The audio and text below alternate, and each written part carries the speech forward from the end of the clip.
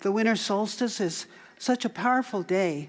I never celebrated it as a child, but when I began to be more familiar and accepted in the Native American world, I learned a lot about the solstice. And I learned that it was a gentle time.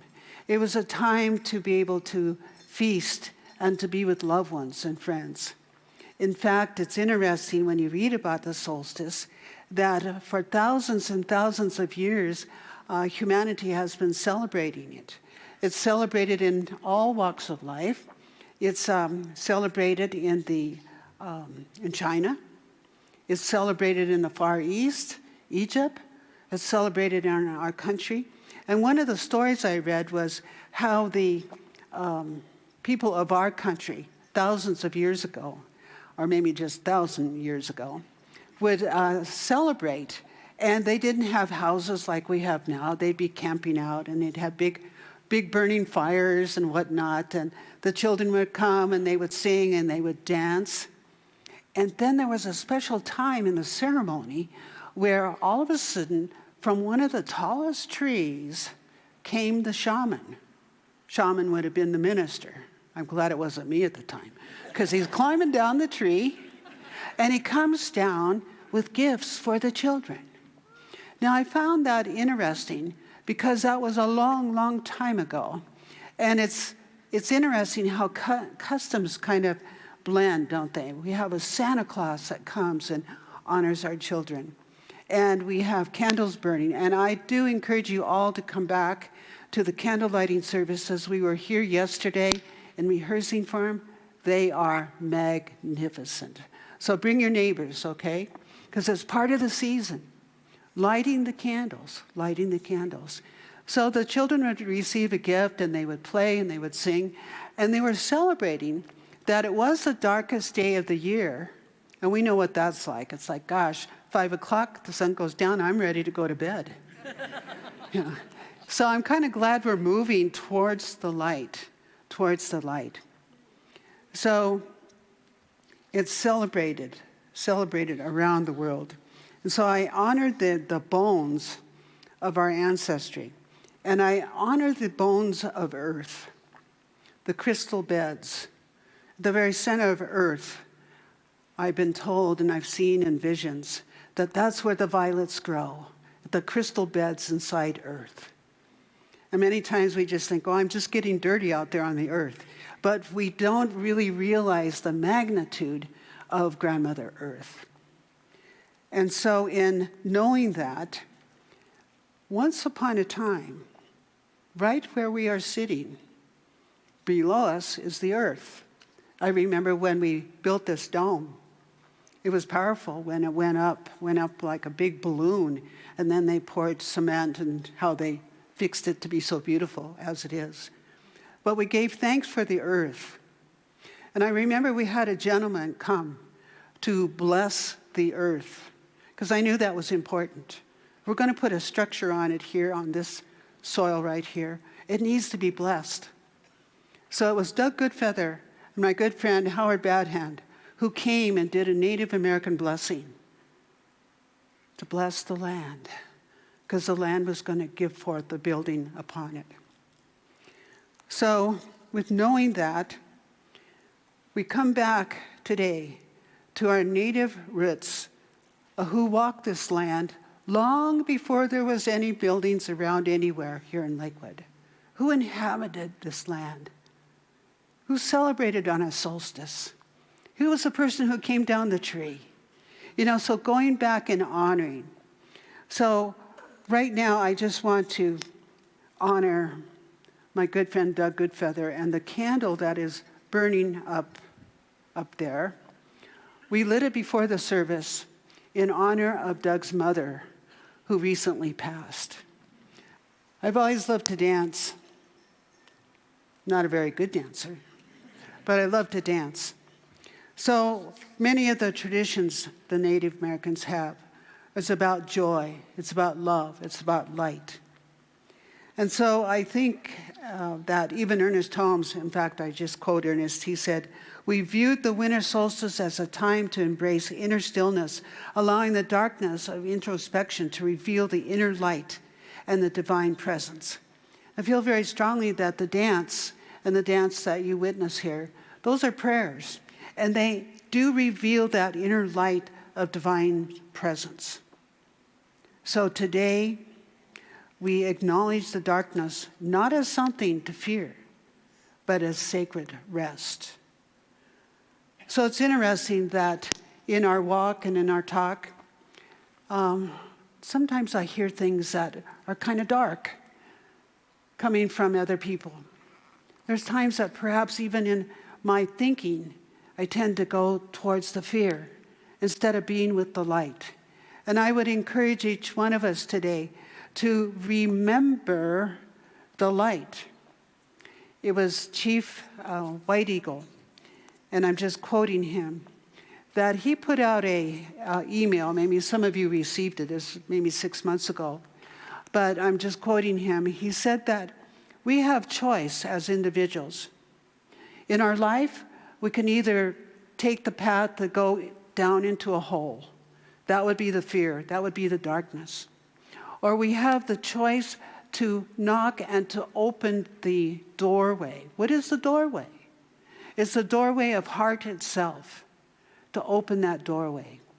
I've had practitioners in the last 6 months say, "Oh gosh, help me with my prayers, I'm in fear. I'm not sure what's going on with the world. I'm in fear." And just take a breath, and it's like, this is the time to pray. This is the time, let your prayer be love. And not that you have to go into reciting all kinds of different things. Be with love, for love wins. Love wins. And so out of the dark, light comes. Light comes. So the winter solstice is celebrated through our world in many, many different ways. Different hemispheres, as I mentioned, Egypt, China, they have beautiful, beautiful light demonstrations. So the world, the wisdom of the world, that love intelligence, recognizes the power of light. So we can light a candle. But you are the light. Each one of us, we are that inner light. And if you're thinking, gosh, what is she saying? My life hasn't been so cool lately or good. Light a candle. And I would encourage you this day, solstice tonight, to light a candle and perhaps offer a prayer. And it could be a prayer for forgiveness. Forgiveness is for giving myself back to myself, giving myself back to that light of love. Could be that. It could be a prayer of plenty for others, that people can eat and be fed. I give thanks for Doug Goodfeather. Many years ago, when my husband and I first met Doug, Doug would tell you, "I'm just a common man." That's why I love him so much. He doesn't brag and say, "Wow, I'm a great dancer," or anything. He's just a common man. And he does a lot of good work feeding the people. Not only feeding them spiritually, but feeding them food, helping them in many, many ways. So there's always a way we can help each other. And I think this time that has seemed like darkness, and now we're coming into the light, is a time of incredible transformation. And Mile High Church is a great hub for transformation, isn't it? It is a light. Its vision, its mission, we live that. And so as we integrate that into our own lives, we become that beacon. And for years, my intention and my vision for Mile High Church is that it is a light unto the world. It's a place where you can come and be accepted. It's a place where you can come and receive spiritual food here without saying, now, what type of religion, where did you come from, what color's your skin, what's your lifestyle. We don't do that here. We accept all walks of faith, all beings. That's why we're all here today, because we know that's true. Yeah, it is true. So I want to just share with you something I learned from, I get emotional, from a great man. I've known a lot of great men in my life.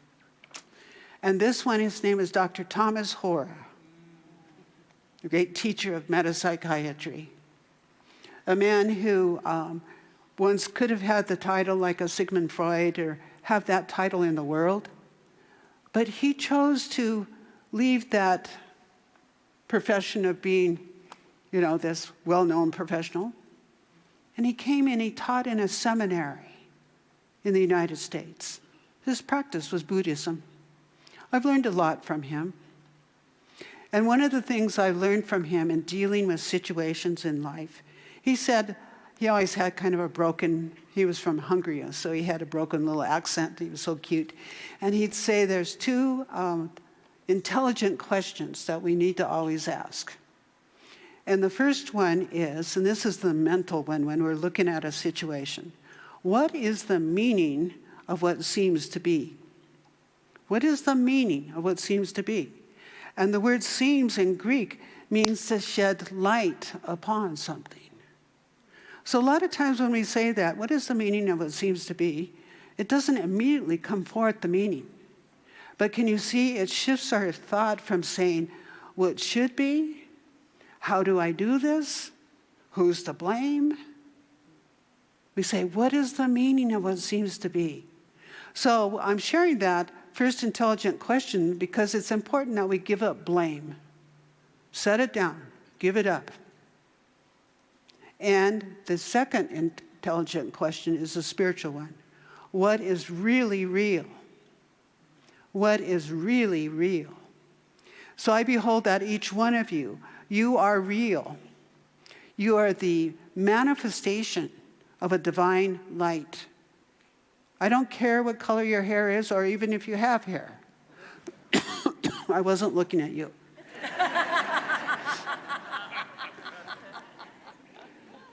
We are the manifestation of divine light.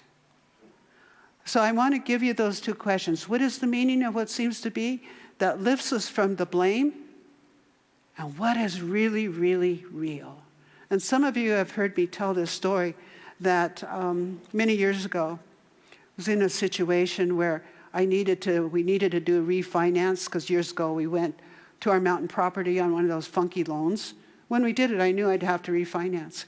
But at the time, the credit was golden and whatnot, and one after another was turned down. So I was a little discouraged.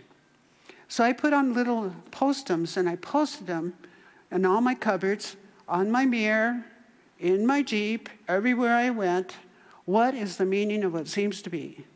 And what is really real? Well, it took a little while. Didn't manifest like that. But it did manifest. One day I got a phone call from a man from Minnesota, a banker. He said, I'm buying your loan. I just gave thanks. So I know this stuff works. And instead of going into the fear like, oh my God, we might have to move and all this stuff. No, be with what is really real. So I wanted to share that with you today. And I also wanted to just honor my friend Doug. He's going to come and he's going to speak also. Because he represents truth, spiritual truth. He's a man, he's a soldier of truth.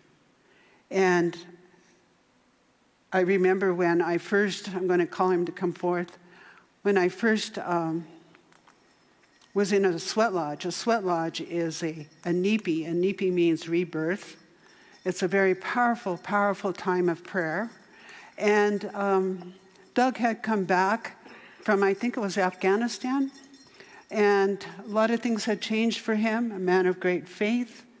And he came from a vision quest where he received this vision of taking this to the people. I guess that's how it manifested Lakota Healing Way Center. And I remember sitting in that sweat lodge. I didn't really know him very well. But when he shared that vision, it landed right here in this open door. It landed right in my heart. Beautiful, beautiful vision. So with that, I give to you my friend, Doug Goodfeather.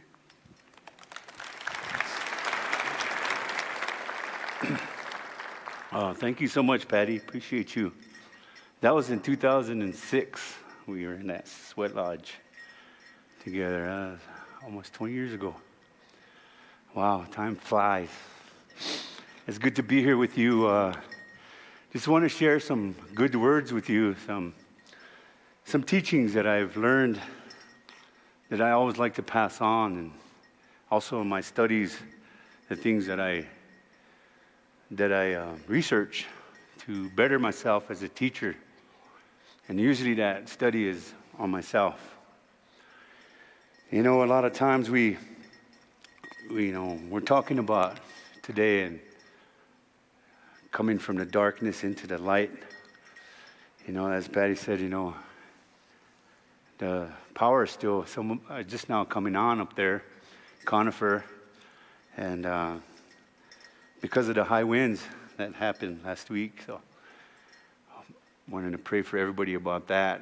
And but I wanted to go on and share with you some of the things that I've learned about studying myself and how I brought that teaching out to help others study themselves. Because the things that I teach you, you know, you go to the doctor, pay lots of money to keep coming back, I guess. And but here we don't do that. We want to teach you how to be your own healer. I don't consider myself a healer. I just get you unstuck. And you become the healer. Because a lot of times we don't realize our own gifts. We travel the world, all over the world, looking for answers for our problems, our issues. And we look all over the world. We pay big money to try to get that healing, that certain word, just to spark something in us of healing. And all the time is in us. And our self is traveling and trying to find these answers everywhere. You know, when there's a storm, sometimes we have to go through. And many of us have been there. And they call it the crossroads sometimes, or into the storm. But in the Lakota philosophy, there are some relatives we call the Buffalo Nation, our relatives. Because they have taught us everything and they have given everything to us. Their philosophy, their bodies, their teachings. And people don't understand that kind of thinking or that kind of what that means. And that kind of philosophy. You see, when we hit something that troubles us or we go through something traumatic, we go into the storm. Because in here, the storm, this is where you're going to learn yourself. This is where you're going to study yourself. You're going to feel the pain, you're going to cry, you're going to be mad, angry. But you need to. You need to feel that. Because depression is not all bad for you. Because the body is so intelligent, it knows how to heal itself. But we're taught different. We're taught how to oppress that down. Keep it down there. And when that happens, we get sicker and sicker. We need to let it out. And how do we let it out? Talking, crying, praying, helping. But in that storm, you're going to learn to study yourself. You're going to learn the things, your gifts that you have come with here. And in that storm, the Buffalo people are going to be in there with you. They're going to teach you and they're going to guard you through that storm. Because when you come out of that storm, there's going to be people waiting for you there. And these are the people that you went through that storm for. because they need teaching. They need help next. So it's your experience and your own suffering and your own trauma becomes a teacher. It doesn't become a burden no more. It becomes a teacher.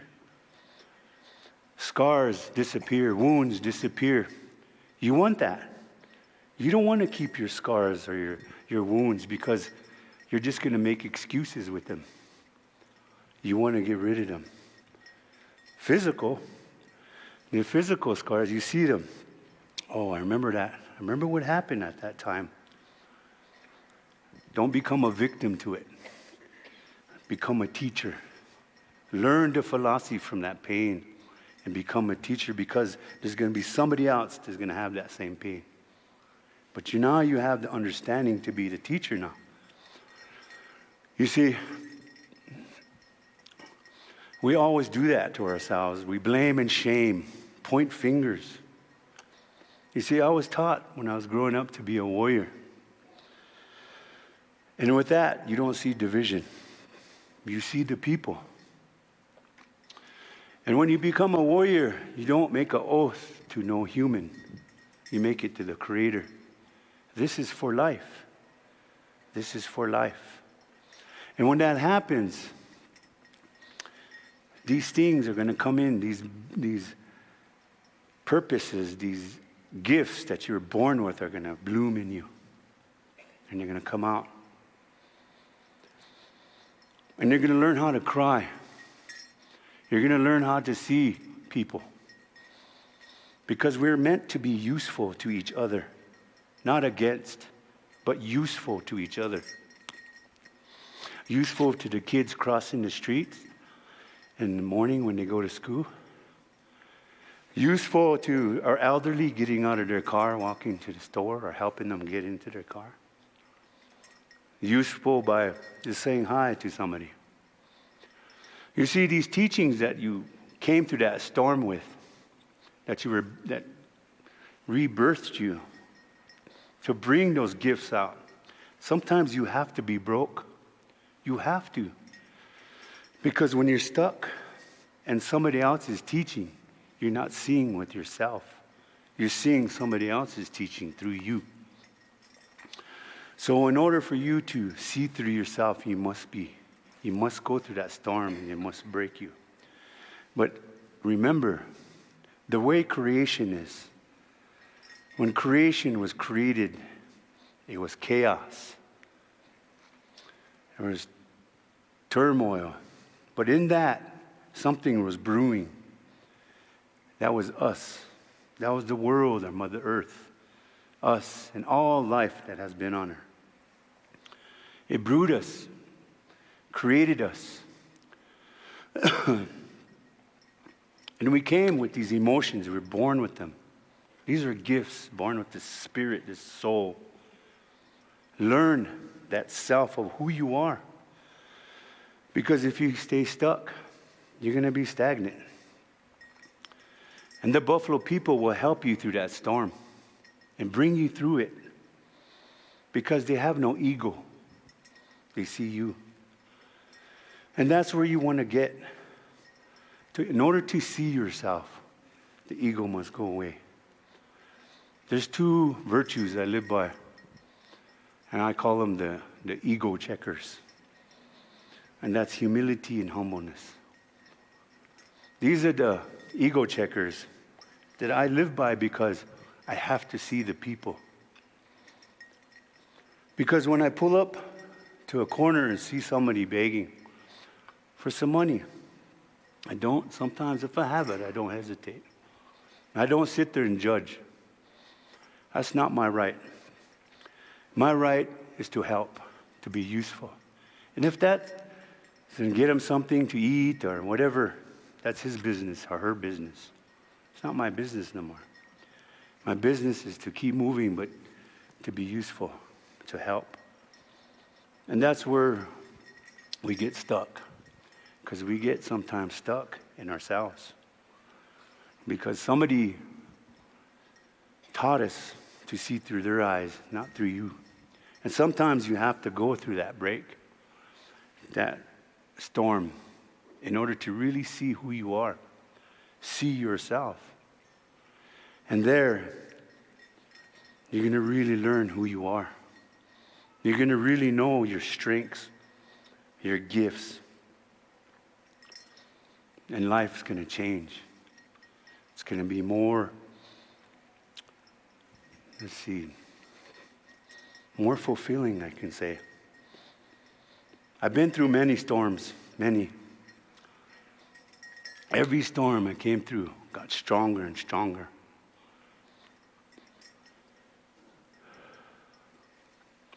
My mom,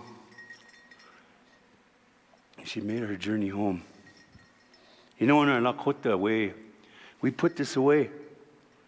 We put our dancing away. And we mourn for that year. In the Lakota word, they call it washigla, a mourning process. There's an intelligence that brings you through that. And when you go follow that process, you're not going to get stuck. You're going to heal. That's what that process is for. So, but I made a commitment to this solstice. So I have to keep it.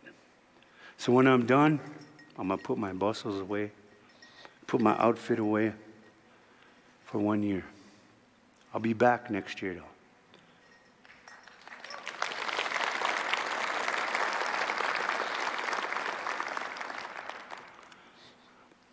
So, we had a lot of healing, me and my mom.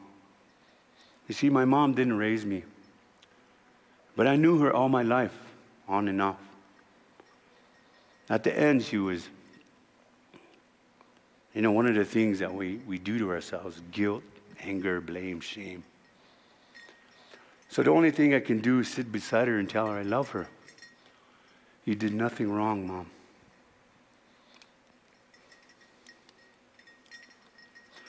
Everything you did is the way it's supposed to be.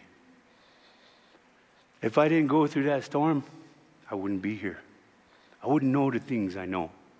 I wouldn't be strong the way I am. I wouldn't be compassionate. I had to go through that life like that. Because sometimes I go to people's deathbeds. Sometimes I go to these hospice centers. I sit down and I pray with them, talk with them. It's going to be okay. Journey is going to be good. You got to believe that too. You got to know that it's going to be good. So whatever you go through it. Be strong through it. Cry through it. Use the tears that you're born with. The Creator gave these to you, these modalities. Because if you stop crying, other dysfunctions are going to come in. Diabetes, high blood pressure, heart attacks, cancers. Because anxieties, tension, all of that creates all of that. You need to cry. The gifts you're given. We're born with natural modalities. We're created so intelligent. So amazing, the things that we're born with. So don't fight against the Creator. Use the gifts that are given to you. Share them. Help people. Help yourself. Learn to help yourself. Learn to love yourself. That's not selfish. That's a gift you can give to the Creator and the people around you. Because people love you and they want to see you healthy. They want to see you happy. So remember that. It starts from you. You don't need to go all over. It's here. Sit down and pray. Talk to yourself. Learn yourself. Study yourself. And you'll start to heal. And use that goodness to walk in the world and help people. Sometimes we live in an arrogant way and the ego checkers are going to come one day. So learn to understand that meaning of the ego checker. Because there's people you need to see. There's people you need to help.